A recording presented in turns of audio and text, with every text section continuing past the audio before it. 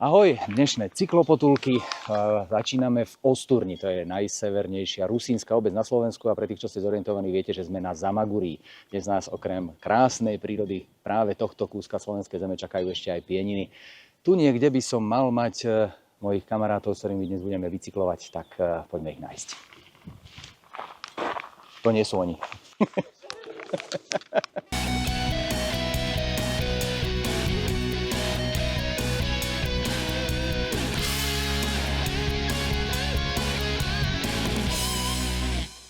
Zamagurie leží na severe Spiša obkolesené pohorím Spišská Magura z juhu a riekami Dunajec a Białka na západe. Osturňa je rázovitá obec v okrese Kežmarok, ktorá zaberá úzku dolinu obkolesenú horami. Z Prešova sa sem dostanete za 1,5 hodiny, z Popradu za necelú hodinku.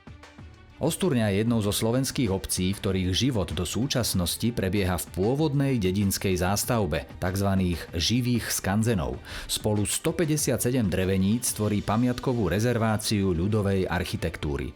Základným stavebným materiálom je drevo, z ktorého je postavená celá stavba, ako aj krov a sedlová strecha pokrytá šindľom. A v tejto kulise smerujeme za Gabikou z oblastnej organizácie cestovného ruchu Tatry Spiš Pieniny a jej pelotónom. Dnes sa nachádzame v Zamaguri, v takej strediskovej obci Osturňa. Je takým typickým centrom Zamaguria a zamagurských dedín. Okrem toho, že sa tu dá dostať od Ždiaru a od Belianských Tatier, je tu množstvo ďalších iných cyklotrás a cyklociest. A keďže sme blízko poľských hraníc, tak aj smerom na Poľsko. Do partie som priviedla ešte členov občianskeho združenia Po stropách Gorala z obce Matiašovce. A je to výnimočná partia mladých nadšencov, ako vidíš, aj cyklistov, ktorí sa venujú rôznym aktivitám a dnes nás budú sprevádzať na jednej z týchto trás. Z Osturne teda odchádzame už spoločne do Sedla nad spišskými Hanušovcami. Je to cyklistami a turistami obľúbená a známa križovatka turistických chodníkov a cyklotrás, ktorá ponúka krásne výhľady a najnovšie aj e-bike point, ktorý dodá šťavu vášmu tátošovi znavenému stúpaním. S našim občianskym združením Po stopách Gorala vlastne riešime naučné trasy, zameriavame sa aj na cyklotrasy, skôr toho horského charakteru, čiže nie tie po cestách.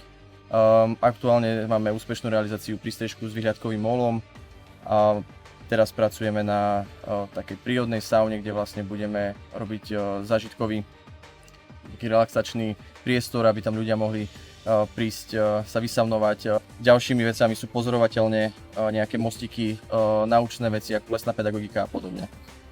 Ten vzostup elektrocyklistiky pomohol vlastne aj tomuto regiónu, lebo tuto to je vždy len o kopcoch. Myslím si, že práve tá elektrocyklistika vie prilákať ľudí do týchto horských oblastí, pretože klasický bicykel dáva zabrať, takže aj ľudia, ktorí sú možno menej zdatní, si tu prídu na svoje. V Hanušovskom Sedle sa musíme s mladými cyklistami rozlúčiť, pretože majú dnes ešte prácu na budovaní nového prístrežku. Mňa čaká zjazd do Hanušoviec, kde si urobím malú zastávku na peknom mieste. Kaštiel Hanus kedysi chátral, no potom ho do parády zobral farmársky rod Krempaských a stvoril z neho toto. Dnes to bolo len krátke občerstvenie, no na dobrý Wagyu steak sa tu ešte určite zastavím. Ako som na začiatku spomínal, sme v kraji, ktorým preteká ikonický Dunajec. Jedna z dvoch slovenských riek, spolu so svojím prítokom Popradom, ktorá odvádza vodu z nášho územia na sever, do Baltského mora. Malebný prielom Dunajca sme už v cyklopotulkách navštívili, no a teraz je čas skúsiť jeho splav. Ideálnym miestom na nalodenie sa na plť alebo raft či kajak je rezort Pltník v Červenom kláštore. Plteň na Dunajci, to je, hádam, jedna z najväčších ikon celého tohto kraja a my sa teraz samozrejme zväzieme, keďže sme tu s cyklopotulkami. Ako sa vlastne zrodila celá táto veľká atrakcia? Predpokladám, že to vychádza z nejakej tradície, ktorá tu prísť. Áno, už v 2. storočí ľudia alebo goráli vozili drevo a iný tovar do Baltiku. Momentálne je to služba, ktorá sa vykonáva pre turistov. Je to turistická atrakcia, jedna z najväčších v strednej Európe. Plavíme sa 10 km Pienickým národným parkom. Každá plť, tak ako auto, má vlastne technický preukaz, poistku a aj pltníci musia mať preukaz a licenciu. To znamená skúšky na malé plavidlo. V rámci rezortu a prístavu máme aj požičovňu bicyklov. kto si bicykel nechce doniesť so sebou, alebo je to pre neho záťaž, vieme poskytnúť naše, máme ich 130 spolu so sedačkami, takisto vozíky pre deti, pre psíkov nie je problém. Najkrajšia cyklotrasa, ktorú ty máš najradšej? Tak určite okolo Priehrady, novo vybudovaná, len 6 km proti prúdu je veľká horská priehrada Corštínske jazero, kde sa ešte dostaneme. Neponúkame priamo okolo Dunajca, lebo cez leto je to pretlak, takže snažíme sa vlastne ľudí a turistov dotiahujú aj na iné cyklotrasy, na miesta. Bicykle nám samozrejme dovezú, no dovtedy mám chvíľu čas, tak mierim do Červeného kláštora, tentoraz s malým K. Ten dal meno celej obci. Ikonické miesto tohto regiónu predsa nesmieme vynechať. Múzeum v priestoroch kláštora Kartuziánov a neskôr Kamaldulov každý rok navštívia 100 000 turistov. Kláštor je znovu zrodený, obrazne aj doslova. Viac nám povedala jeho prevádzková riaditeľka Marcela. Nachádzame sa v múzeu Červený kláštor. Je to objekt bývalého kartuziánskeho kláštora, ktorý prezentuje život a históriu kartuziánskych a kamaldulských mníchov, ktorí pôsobili na Zamaguri. Je to jediný kláštor svojho druhu na Slovensku? Je to jediný zachovaný kláštor na Slovensku, áno. V súčasnosti sa už ani kartuziáni, ani kamalduli na Slovensku nenachádzajú. Prechádzali sme okolo tabule, že Červený kláštor znovu zrodený. Čo to znamená? Znovu zrodený je projekt, veľmi aktuálny. Jeho cieľom bolo prinavrátenie kláštoru pôvodných funkcií, ktoré v minulosti mal. To znamená, že sme tu začali variť pivo, vytvorili sme manufaktúru z týchto bylín, ktoré sa nachádzajú v bylinkových záhradách. Tvoríme rôzne bylinkové produkty, taktiež sme obnovili kláštornú školu, kde máme pripravené vzdelávacie programy pre deti aj pre dospelých. No a takisto sme rozšírili ubytovanie, čiže návštevníci a turisti sa môžu u nás aj ubytovať. Vraciame sa do rezortu Pltník, kde si v lete môžete zaplávať v bazéne či využiť wellness.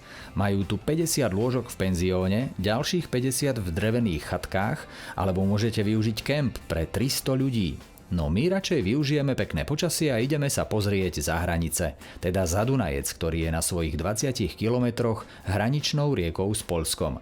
V Červenom kláštore je od roku 2006 lávka, ktorá spája obec s poľskými nižnými Šromovcami. Po jej prejazde sa nám otvorili ďalšie nespočetné možnosti. Cyklotrasa k Čorstinskému jazeru a rekreačnému stredisku v obci Nedeca, mimochodom rodisku legendárneho slovenského herca Michala Dočolomanského. Akou si pridanou hodnotou celej tej cyklistiky v Zamaguri a v Pieninách je to, že vlastne zajdete za hranice a otvorí sa vám úplne nový svet. Ty to tu máš, Peťo, najazdené však? No, trošku to mám najazdené. Keď je nejaký viac času voľného, tak dám si tu koliesko okolo Priehrady, okolo Čorstinského jazera, popod naše hrady, bývalé slovenské, Čorstinský hrad a Nedžický zámok. Je to nejakých 53 km, takže človek musí mať trošku času na to, trošku najazdené, lebo sú tam také 2 stupačíky, ktoré treba výjsť, ale ináč je to pohodička pre rodiny s deťmi, úplne super trasa v Poľsku, takže... Áno, hovoríš o tom, že rodinná cyklistika, vidím, že aj ty s rodinou pravidelne takto chodíš bicyklovať. A čo keď, dajme tomu, na druhej strane tohto jazera si malá povie, že už nevládze?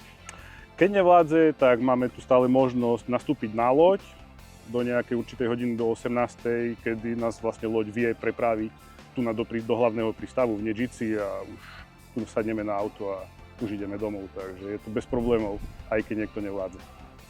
Lúčim sa s milou rodinkou a ja mierim nazad do rezortu Pltník, kde ma čakajú s večerou. A nie hociakou. Grilovačka priamo na brehu Dunajca, živá goralská hudba a dobré pivko. To si nenechám ujsť. Končíme opäť pri Dunajci a fantastickou pozvánkou na večeru. Pozrite sa, už sa to tu grilluje. Dobré pivo načapované. Zdruf? Zdruf. Výborná pozvánka na cykloturistiku v Pieninách či Zamaguri. Tak sem príďte, my tu určite budeme. Ahoj. Hej, gorálu, vracaj do